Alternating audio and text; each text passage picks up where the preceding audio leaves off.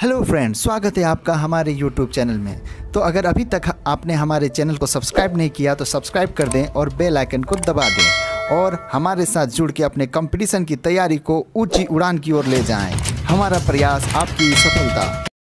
Hello friends, good evening.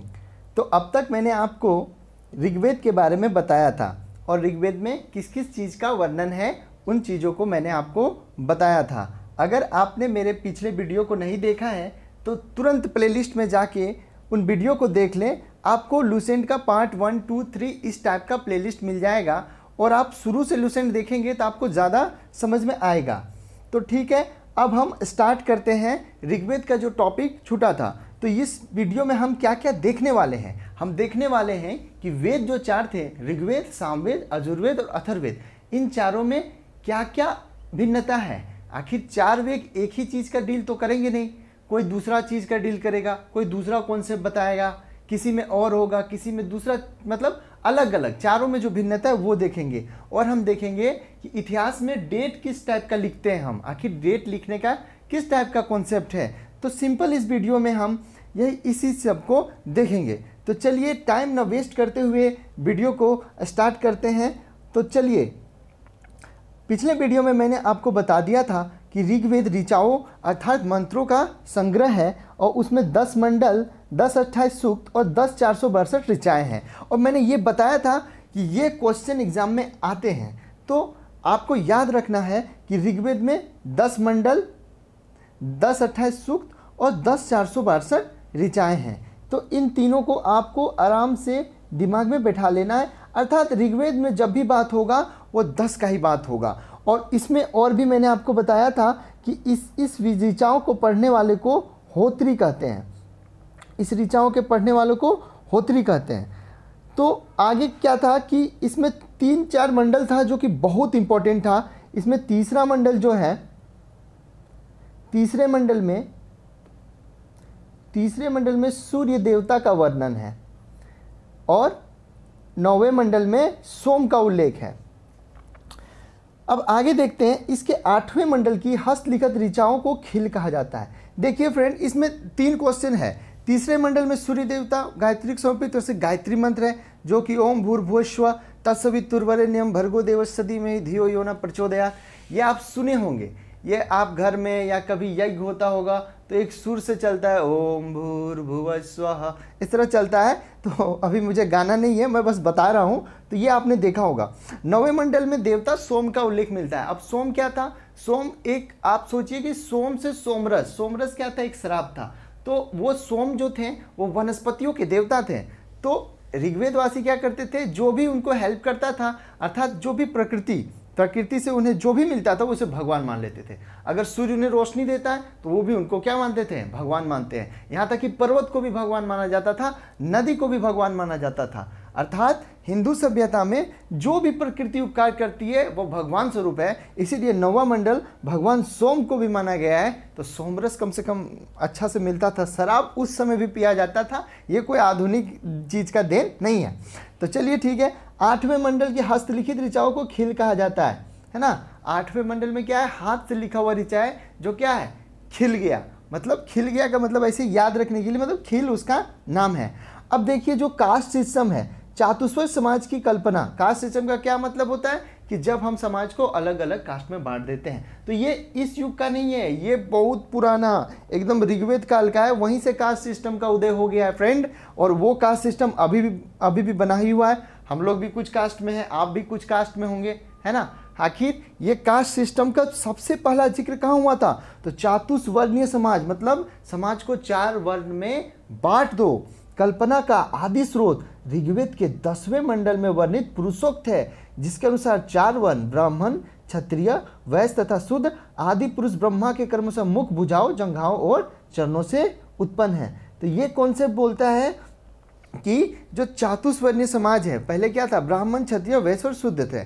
ब्राह्मण का काम था ज्ञान देना, वैश्य का, क्षत्रिय का काम था युद्ध लड़ना, जो राजपूत है ना, तलवार, आक्रमण, बाहुबली, प्रभास जो कि फिल्म है वहाँ आपने देखा होगा, वैश्य, शूद्र। तो ये सब चारों जो कॉन्सेप्ट था ये मानता था ऋग्वेद कि ब्राह्मण जो है ब्रह्मा का मुख से निकला है। क्यों? क्योंकि मुख का क्या काम है, ज्ञान देगा। अगर मुख ही नहीं रहेगा तो ज्ञान कहाँ से देगा।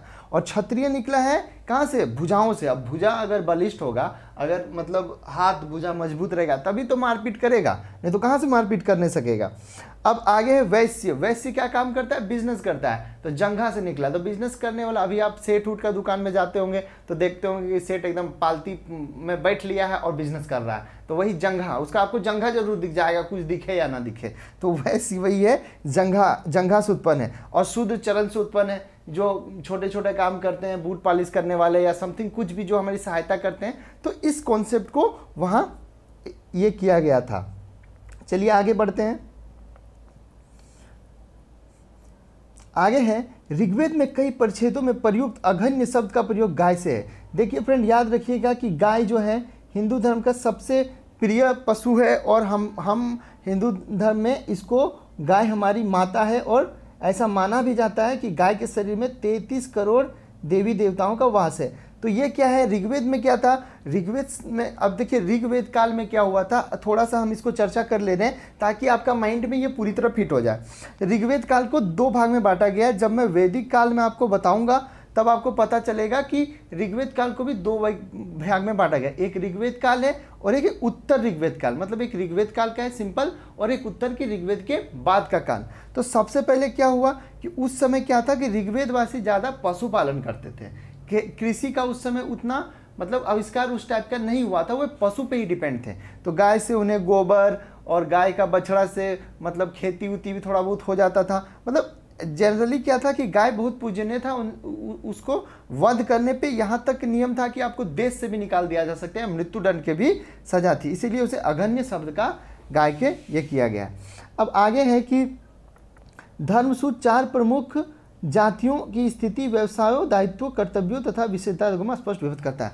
अब धर्मसूत्र क्या है, अब देखिए नाम इसका धर्मसूत्र है, लेकिन कोई खास धर्म के बारे में नहीं बताया गया है। क्या आपको नोट करना है, नाम धर्मसूत्र है लेकिन कोई खास धर्म के बारे में नहीं बताया गया है। तो क्या बताया गया है, तो बताया गया है 4 प्रमुख जो जाति है ना, ब्राह्मण, क्षत्रिय, वैश्य और शूद्र, जो अभी हमने पढ़ा कि ऋग्वेद के 10वें मंडल में है वो, है ना। तो उसका क्या है कि स्थिति, कि व्यवसाय, दावित्व, कि आपका दावित्व क्या है। अगर क्षत्रिय है तो आपका दावित्व है मारपीट कीजिए, युद्ध लड़िए, देश को बचाइए। ब्राह्मण है तो आपका दावित्व है शिक्षा दीजिए। वैश्य है तो व्यापार कीजिए, बिजनेस बढ़ाइए, राज्य को पैसा दीजिए। शूद्र है तो जो भी छोटा मोटा काम है, सारथी है या फिर आप रथ चलाते, उसमें योगदान दीजिए। तो ये इसके लिए भी उन्होंने एक ग्रंथ बना दिया, धर्मसूत्र।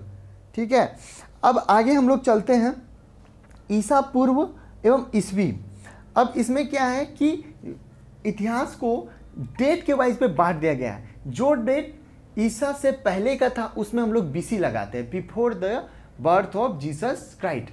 आपको ईसा के बारे में पता होगा, ईसा मसीह के बारे में नहीं पता होगा, मतलब पता होगा, अगर नहीं पता है तो मैं आपको बता देता हूँ कि ईसा मसीह जो है क्रिश्चियन धर्म के भगवान हैं या फिर वो मतलब पैगंबर हैं, तो उनको वो बहुत पूजनीय है, तो उनके जन्म से ही एक कैलेंडर टाइप का स्टार्ट कर दिया गया।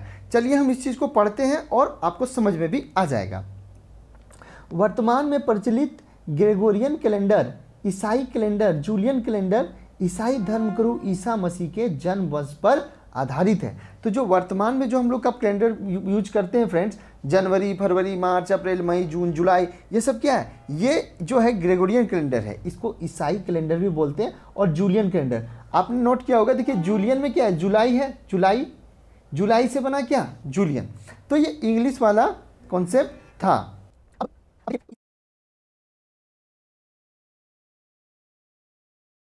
अब ईसा मसीह के जन्म से पहले के समय को ईसा पूर्व, before the birth of Jesus Christ कहा जाता है। इसके जो जन्म से पहले का समय है इसको before the birth of Jesus Christ कहा जाता है। ईसा पूर्व में वर्षों की गिनती उल्टी दिशा में होती है। जैसे महात्मा बुद्ध का जन्म 563 ईसा पूर्व एवं मृत्यु 483 ईसा पूर्व में हुआ। अब देखिए इसमें मान लिया जाता है कि जो जीसस का जन्म वो 0 है। अब 563 ईसा पूर्व महात्मा बुद्ध का जन्म हुआ और 483 में मृत्यु होगी, मतलब उल्टा चलता है। तो ये बीसी को आपको याद रखना है, क्योंकि आप इतिहास में जब आगे जाइएगा ना तो ऐसे आएगा कि 10 बीसी या 326 बीसी में सिकंदर आया, ऐसे वैसे। तो आपको दिमाग में रखना है 326 बीसी का मतलब है कि ईसा मसीह से 326 साल पहले। अगर मैं बोलूँ 1000 BC, इसका मतलब होगा ईसा मसीह के जन्म से भी 1000 साल पहले। तो आप सोच लीजिए कि हमारे जो भगवान बुद्ध हैं वो 563 ईसा पूर्व में जन्म ले लिए। इसका मतलब है ईसा मसीह से कितने सीनियर है वो, 500 सालों का सीनियर है। और मृत्यु हुई 483 ईस्वी में, मतलब 483 ईस्वी में मृत्यु हो गई। तो देखिए एक चीज़ यहाँ ये भी रख लेना है, ये तो मैं एग्जाम्पल बता रहा हूँ, तो एक चीज़ आपको यहाँ रट लेना है 63 83 63 83 63 83, 4 बार 5 बार 10 बार खाते समय उठते समय जब भी आपको 63 83 रट लेना है, क्योंकि आपको एग्जाम में क्वेश्चन आ जाएगा कि महात्मा बुद्ध का जन्म कब हुआ था, तो आपको माइंड में होगा यार भगवान बुद्ध तो जन्म लिए थे 500 साल पहले लिए थे जीसस क्राइस्ट से, लेकिन 500 बोलने से तो होगा नहीं, वहाँ ऑप्शन में रहेगा 561 62 63, तो आपको 563 याद रख लेना है। जब बार बार आप प्रैक्टिस कीजिएगा तब आपको याद हो जाएगा। और मृत्यु हुआ था 483, 5 63 4 83 63 83, ठीक है। तो हम मुझे लगता है आपको याद हो गया होगा। तो चलिए आगे बढ़ते हैं। ईसा मसीह की जन्म तिथि से आरंभ हुआ सन ईस्वी सन कहलाता है। इसको संक्षेप में ईस्वी लिखते हैं। अगर आपको देखिए, अगर जीरो से यहाँ पे अगर जीरो है इसके ऊपर है तो BC जाएगा, और इधर जाएगा तो उसे ईस्वी कहते हैं। अगर मैं बोलूँ 4 ईस्वी, इसका मतलब है ईसा मसीह के जन्म के 4 साल बाद। अगर मैं बोलूँ 10 ईस्वी, इसका मतलब है ईसा मसीह के जन्म के 10 साल बाद। अगर मैं बोलूँ 200 ईस्वी, तो ईसा मसीह के जन्म के 200 साल बाद। तो ये ईस्वी और BC आपको समझ में आ गया। ईस्वी को लैटिन भाषा में AD कहा जाता है, AD यानी एनो डोमिनी, ठीक है। इसका अर्थ है in the year of Lord Jesus. Anno Domini का अर्थ है कि इसी साल जब जीसस का हुआ। चलिए अब हम लोग आगे देखते हैं। वामन अवतार के 3 पगों का आख्यान का प्राचीनतम स्रोत ऋग्वेद है। अब देखिए ये वामन अवतार क्या है फ्रेंड्स, मैं आपको बताता हूँ। भगवान विष्णु के 10 अवतार हुए हैं, उसमें एक वामन अवतार भी है। वामन अवतार का एक बहुत ही इंटरेस्टिंग कहानी है, मैं आपको थोड़ा सा समझा दे रहा हूँ। हालांकि कहानी कहने का यहाँ पे इतना टाइम है नहीं, लेकिन फिर भी आपके इंटरेस्ट के लिए समझा दे रहा हूँ कि एक बहुत ही बड़े राजा थे जिनका नाम था राजा बलि। वो इतने प्रतापशाली थे कि पूरे देवताओं का छक्का छुड़ा दिया था, एकदम स्वर्ग त्वर्ग सब में कब्जा कर लिया था। और देवता भी छल करते थे, ऐसी बात नहीं है। आपने देखा होगा बहुत सारे वेबसाइट बोल रहा हूँ, वेब सीरीज़ में या कोई सीरियल में आपने देखा होगा। भगवान इंद्र को तो जानते ही होंगे, है ना। तो किसी की भी तपस्या करो, इंद्र जाके विघ्न दे देते थे। तो राजा बलि बहुत दानवीर थे। तो देवता बोले कि भाई इससे जीत नहीं पा रहे हैं हम लोग, तो बस विष्णु भगवान के पास जाते थे। तो विष्णु भगवान को बोले कि भगवान कोई उपाय निकालो। विष्णु भगवान भी देखा कि राजा बहुत अच्छा भी था, स्वभाव भी अच्छा था, तो उसका वध नहीं किया जा सकता है। तो भगवान विष्णु क्या किए, एक ब्राह्मण का रूप धारण करके आए। और ब्राह्मण का रूप धारण करके एकदम छोटा बच्चा जैसा ब्राह्मण का रूप, और उस समय ब्राह्मण का तो बहुत माना जाता था। तो वो आए और बोले राजन हम एक ब्राह्मण है, हमको 3 पग भूमि दे दो रहने के लिए।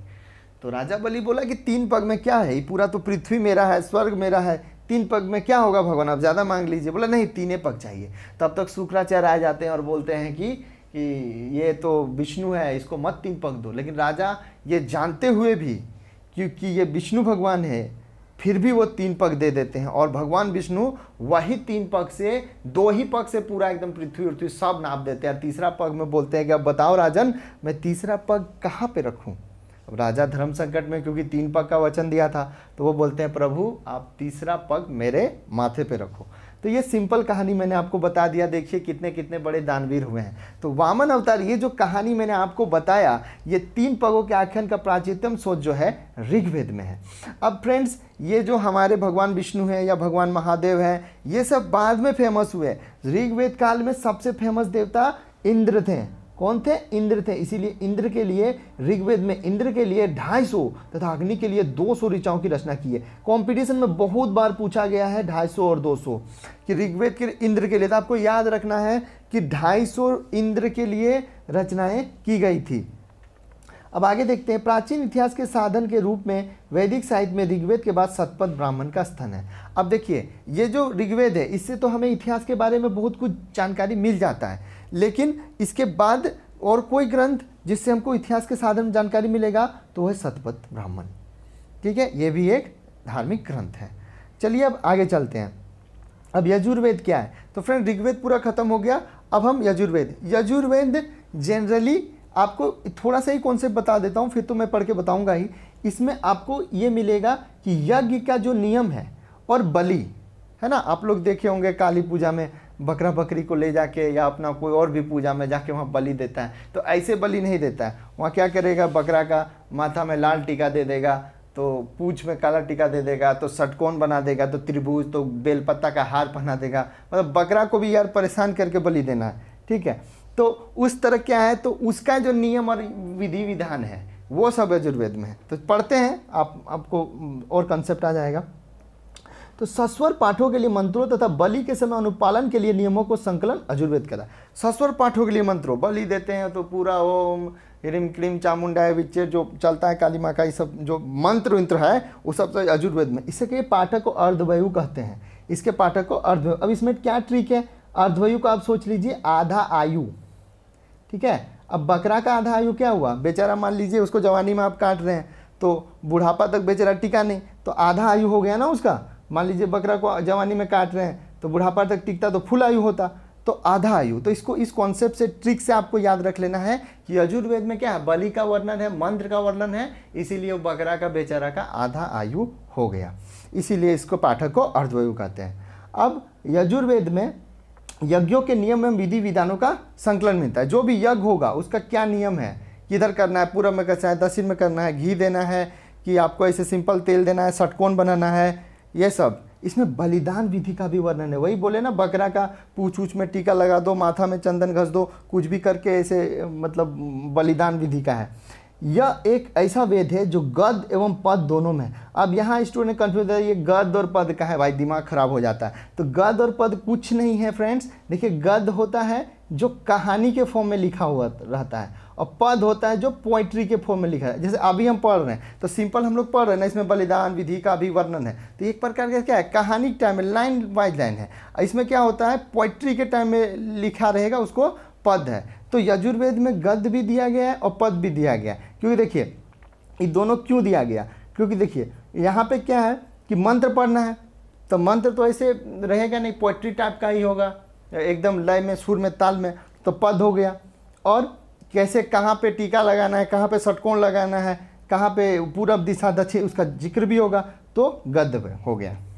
अब चलिए हम लोग अपना नेक्स्ट जो वेद है उसके तरफ आते हैं। वो वेद हमारा सामवेद है। तो देखिए इसका सिंपल कॉन्सेप्ट है, स से साम, स से संगीत।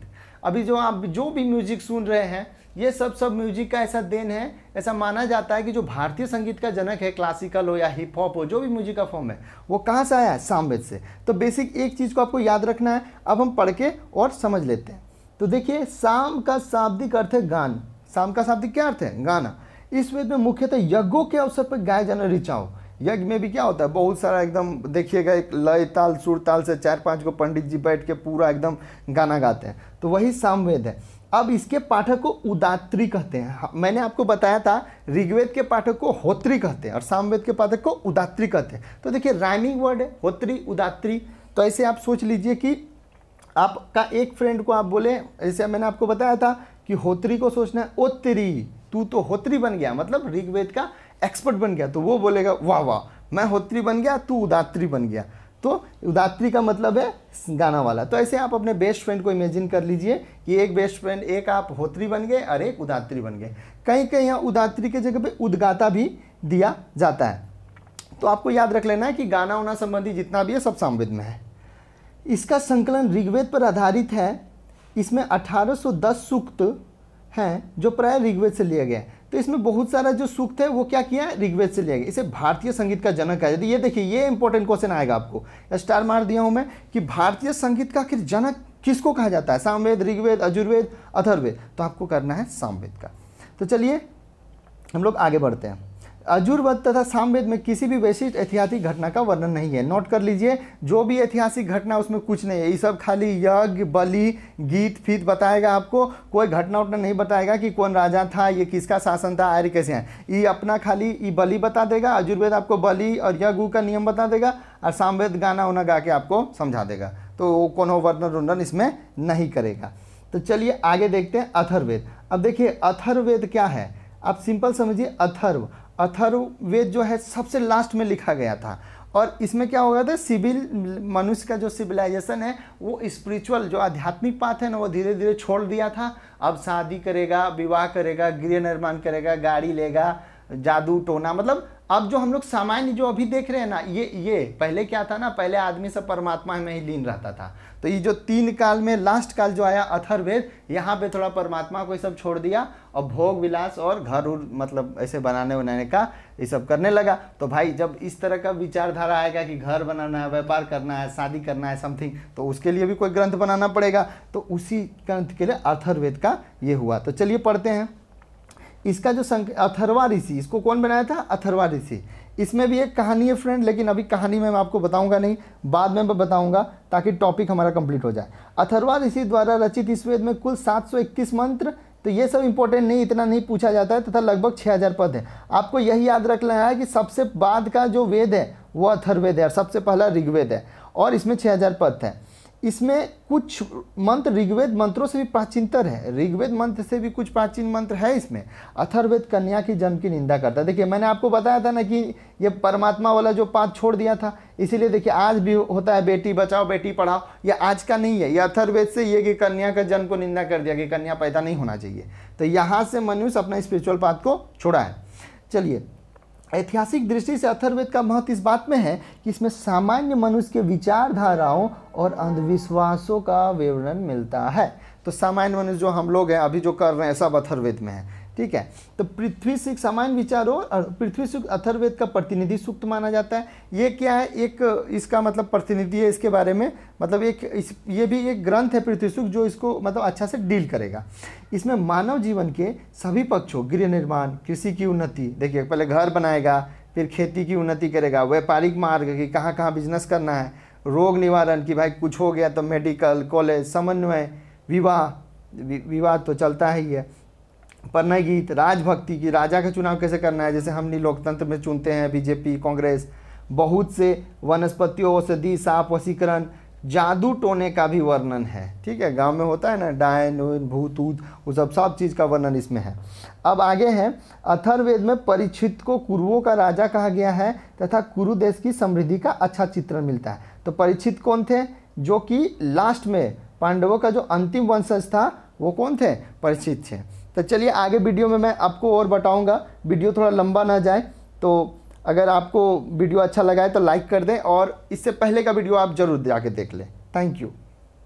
तो फ्रेंड, अगर आपको हमारी वीडियो अच्छी लगी हो तो चैनल को सब्सक्राइब कर दें और बेल आइकन को बजा दें, और प्लीज़ लाइक और कमेंट करके अपने सुझाव देते